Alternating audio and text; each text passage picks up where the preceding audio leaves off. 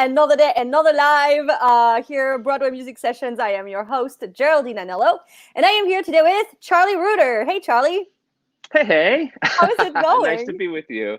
So nice to Very be with good. you. I'm outside the city for a second. I was actually in California for a gala that got canceled like 24 hours before we did it.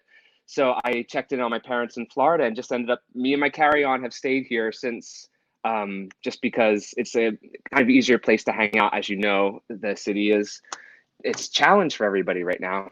So you're in Los Angeles? I in Orlando.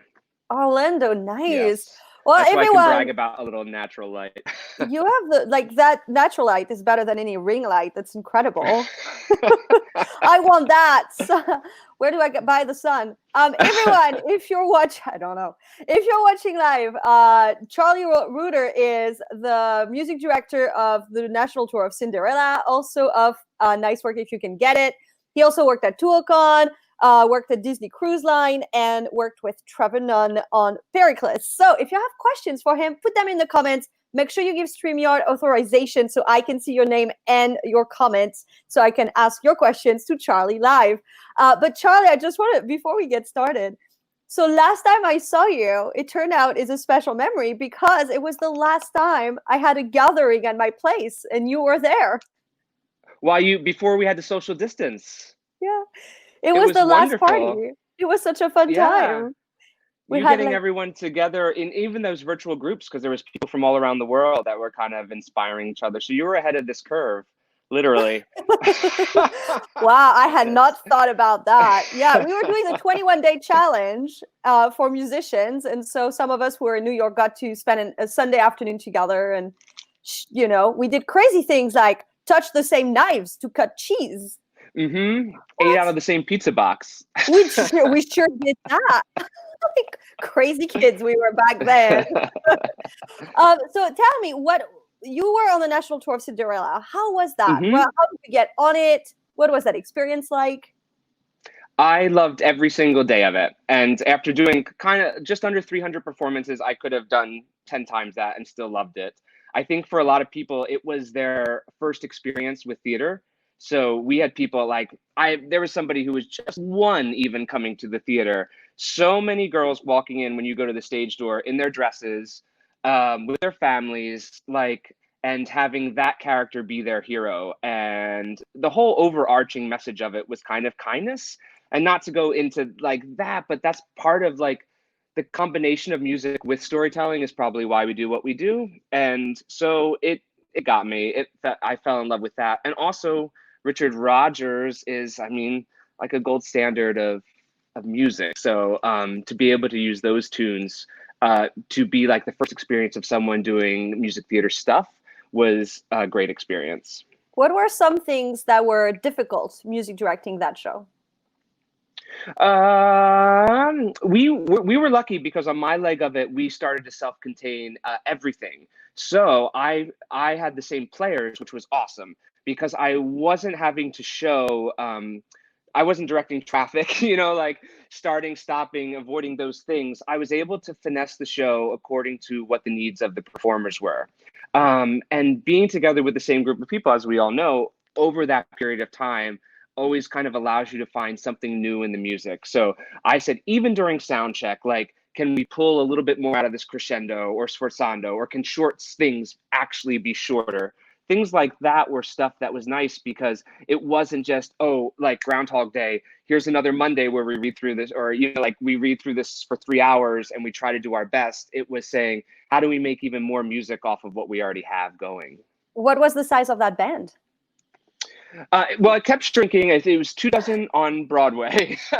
And then, so that was I think Danny Trube did most of the orchestrations with a handful. Doug Besterman, Bill Elliott, Larry Hotchman filled in some things.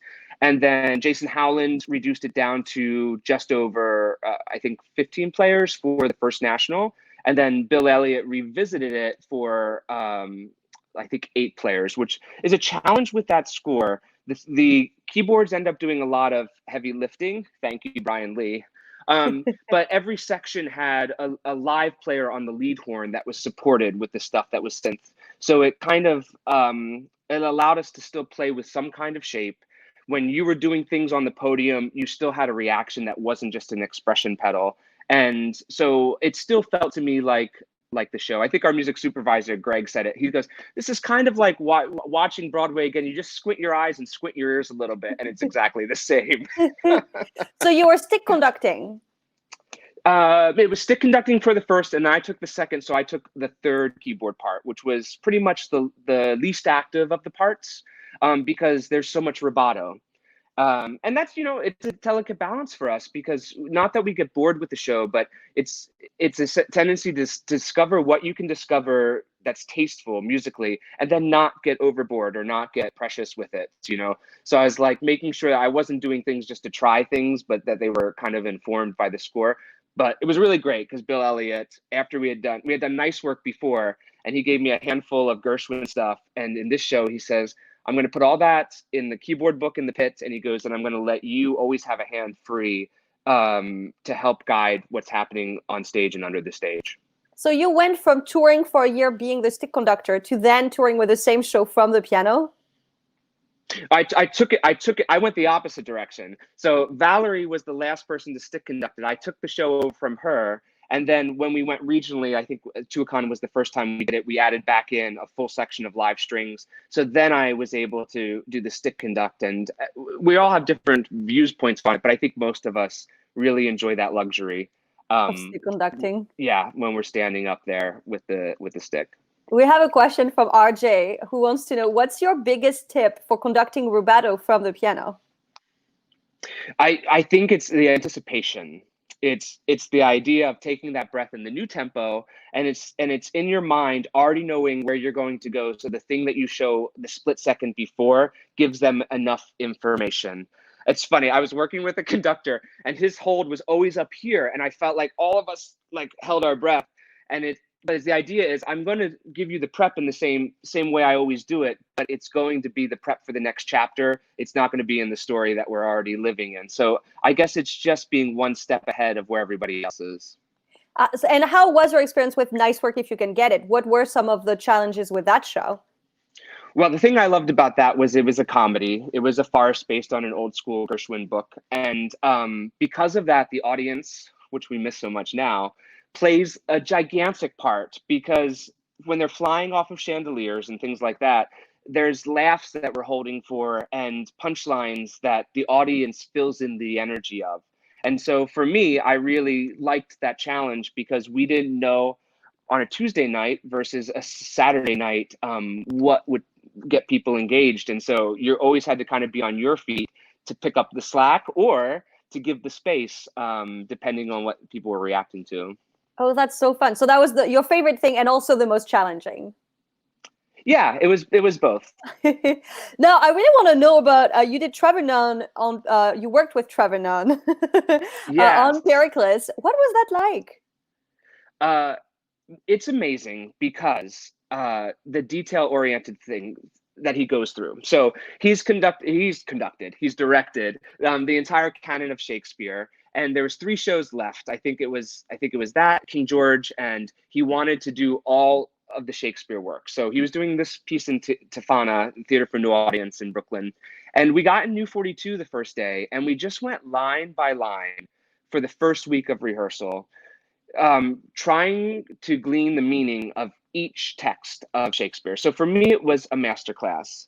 I'm super fortunate because my favorite thing to do is to work with composers.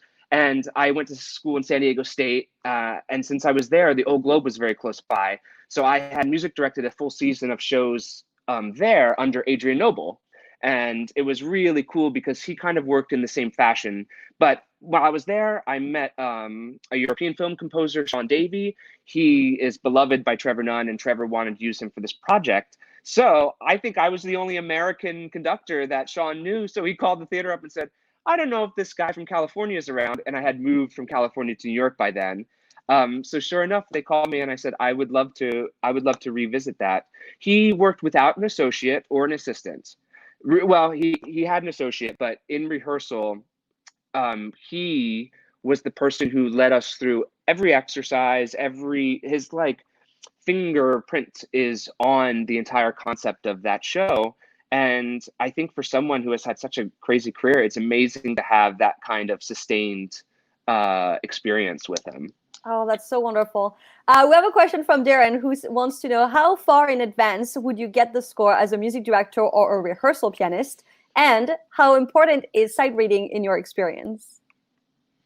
I think sight reading is very important to us. But what's neat is there's two lines of where we're going. We're going like in a very pop rock, groove oriented show.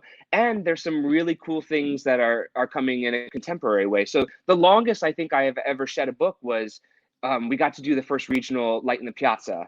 And that was before the reduced orchestration. And so I had to chew into that book for about 3.5 months before I said, I want to play this in a rehearsal situation. I'm just not used to dividing things in 7 and 15. Come on, Charlie. What now? That is, Geraldine, I'm not the beast that you are with that American in Paris. So I needed to really understand that one. And so I needed to have that in advance because I needed this stuff to get out of the way. So my full-time job as a listener could actually happen. And other shows have been a lot simpler because we lived with them for so long. You know, like all of us probably have had an experience with Into the Woods where we find something new about that score every time we do it. Mm-hmm. And part of that is just because some of the things technically are getting easier for us, so we can get away from it. So my only suggestion is that if you're joining a show that's already been put up, finding people who have firsthand knowledge of the show. So I was very fortunate to be able to speak like David Chase, who did both nice work and like just a genius guy, and to just spend a few moments with him to understand what other R&H stuff he was pulling, for instance, in Cinderella and where it came from, informs how you play it. So I think that's the type of research things that you need to do. And then, like, depending on how quickly you get the stuff in your hands, it's totally individual how long you want to have the score, just so that it's not one more thing you're worried about when you get into the studio. Yeah, and I find, to bounce off what you were saying of the level of difficulty of something, for me, it's really about how vulnerable is the part. If it's really hard, but I'm, with the orchestra, everybody's playing, then you kind of get carried along too. I mean, not care for real, but you know what I mean? You're playing with, you're not as exposed, but anything that's very exposed, even when it's very simple technically, that's the stuff that gets, I mean, you mentioned American in Paris that I did, but also Fantastics was another one of those that, it was harp and piano. Like, you can't hide at any point. It's like, there it is, and it's a hard score. I mean, I'd never play Light in the Piazza except a couple songs from it, and I found it really, really hard when somebody showed up in auditions with it. It's like, oh my gosh, no, why? What have I done to you? So I can't believe you did the whole show. I mean, how many were you in that band? I think we were about a dozen. Yeah, the only thing we left out was we had a lead string for each thing, and then we had no bassoon, but the rest of the instruments were there, and that just became from R&H. We couldn't do the trick that we love in music theater of synthing the rest of the section because R&H said there's going to be no synth instruments. So even our drummer had trouble fitting in the timpanis. Oh, man. And he's like, I usually just use a drum pad for this. And I said, I know, but I said, our hands are kind of tied because this is the first licensing and they want everything to be a live instrument. So I had to be okay with one cello and one lead violin and things like that. But it started to lend itself to what the new orchestrations, the smaller chamber version is. And those melodies are so glorious. Everything is so active in it that it's okay for people to play like virtuosic solo players rather than section players in that. So it worked okay for us. That's a really strict rule. Like, when it comes down to a drummer and timpani, that really seems a little bit overreach, overdone, over strict. Isn't it interesting? Yeah. And we joke about that because we talk about in this Facebook group all the time the many ways that we have to force to reduce an orchestration because of the resources we're given. But then it's always like once we actually have the resources, we're like, are we even allowed to use them? Can I put a second viola in there, or does that violate something? Yeah. You also did was it the pre-Broadway of Gentleman's Guide to Love and Murder? Yeah, when it was at the Old Globe. So that was its like middle stage before it hit Broadway. And so I was there as the associate for when it went up. And that was neat because they had already discovered things that worked in the show. But then I feel like they probably got a little pressure to make it a tighter show. And so we were kind of tailoring, I guess, the suit for a Broadway audience.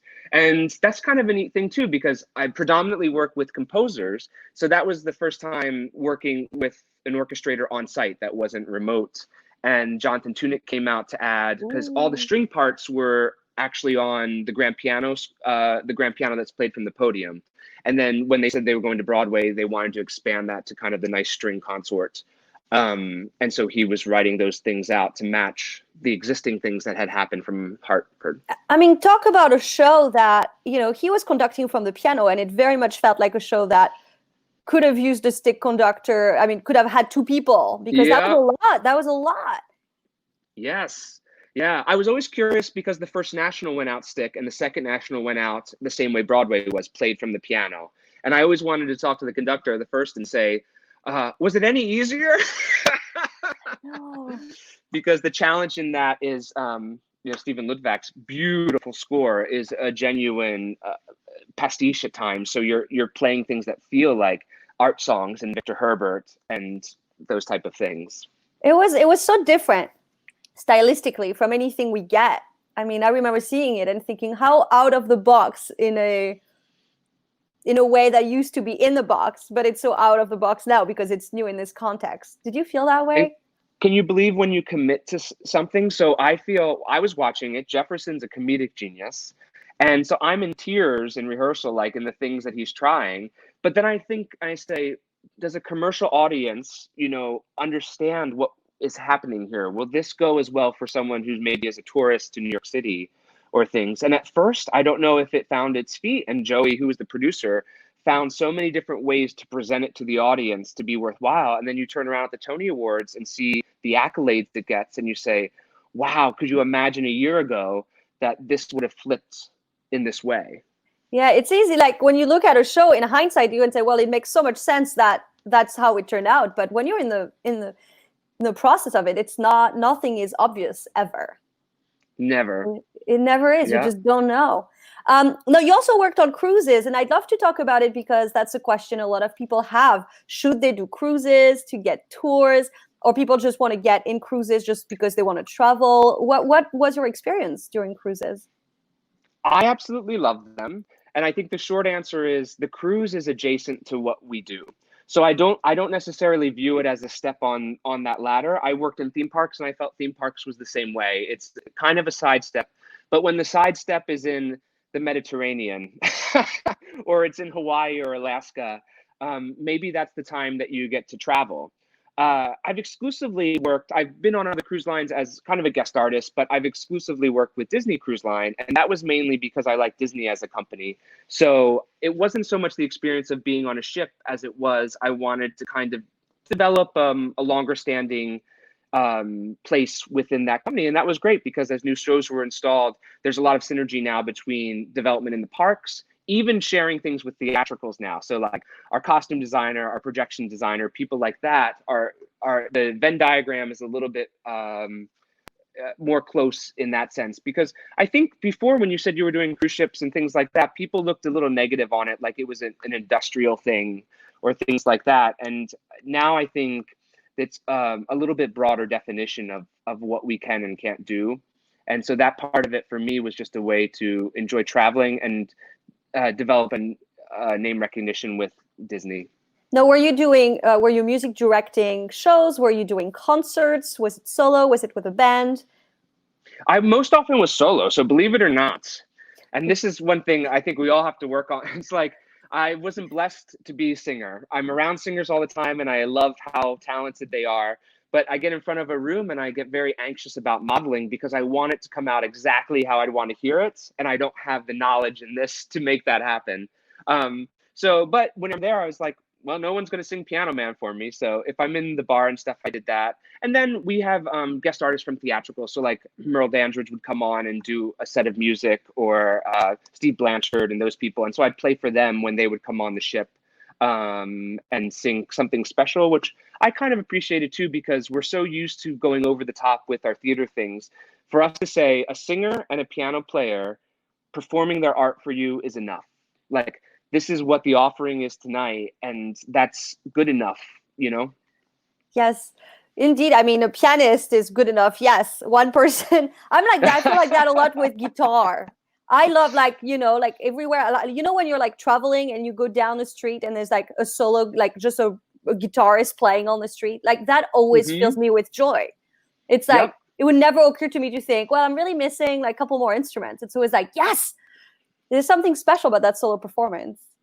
We forget how unique it is. And also times change, because I grew up playing piano because I was bored. So I took up cello, and then I took up oboe. I must have been really bored. And nowadays, I think we have more digital distractions and things that we can do that don't necessarily, when I was growing up, say it's either sports or music. And I'm going to do these things. And I feel the same way when I do that. But it's funny how people react. I was playing on the ship with our violin player, and a guest came up and asked, they said, "What do you play besides the violin?" And she goes, "I just play the violin." And she goes, "You don't even know how to play the saxophone?" And I was like, I don't know why that was so funny to me, but I was like, definitely in that woman's mind, like, there's violin, and then there's like saxophone, guitar. Oh my God. I love random questions. Random questions are so good. I once played a piece that was written for right hand only, and this was a classical piece, like quite difficult, technical, full concerto type. But so I'm there like working I'm really working, and I finish the concert and leave, and an audience member is like, "Wow, you're just so good with how you play the piano with the right hand. Are you able to play like that with your left hand too?" Like, no, I just took one hand piano lessons. And then I had someone else on the same concert who was like, "Wow, you're so good with the right hand. Do you play this piece because you're right-handed?" It's like, it was written for right hand. That's just what it is. There's always an answer, right? There's always a question. I don't know what the answer, but there's always a question. Oh my gosh. How has playing the cello and the oboe influenced you as a conductor? I think it helps when we're wearing many hats. And it's funny, I love being here because, of course, I'm sandwiched this week between Dar and Chris, like these really wonderful people you're interviewing. And sometimes it's nice because I'm just a middle of the road guy. So there's been gigs that I've been on, like you guys gigs, very high end, you're doing your one thing. But then there's these middle of the road gigs where you have to be a ranger sometimes, an orchestrator. And I think understanding the capabilities of the instruments, and like, just so that you've been in a room where strings are playing harmonics, so you've been in a room where all the horn players have tried every mute, and like you bring in those colors of things. So I got hooked on music when you have time, when you're in school. And then I thought I wanted to teach it. But then the more I started teaching it, the more I said, no, I still just want to do it. I still want to play every night. And that's the thing that I think we love and that we miss right now. And that we're going to get back to, because it is going to happen. Yes. I loved your post. You're so inspirational. That's so kind. Thank you. It's hard not to get down. So I like that we're all supporting each other. It is happening, y'all. Phantom of the Opera is currently performing in Seoul, Korea. It's not just the future. It is already here. Yeah. It is happening. Even if there's one show in the world now, it is there. And we are going to hang on to it. And we're going to know it's going to be us again soon. Well, thank you so much for sharing your time with us. It was such a joy speaking with you always. Hopefully we'll get more gatherings with musicians after all of this is over. Everyone, thank you for tuning in, and see you tomorrow. Bye, Charlie. Bye.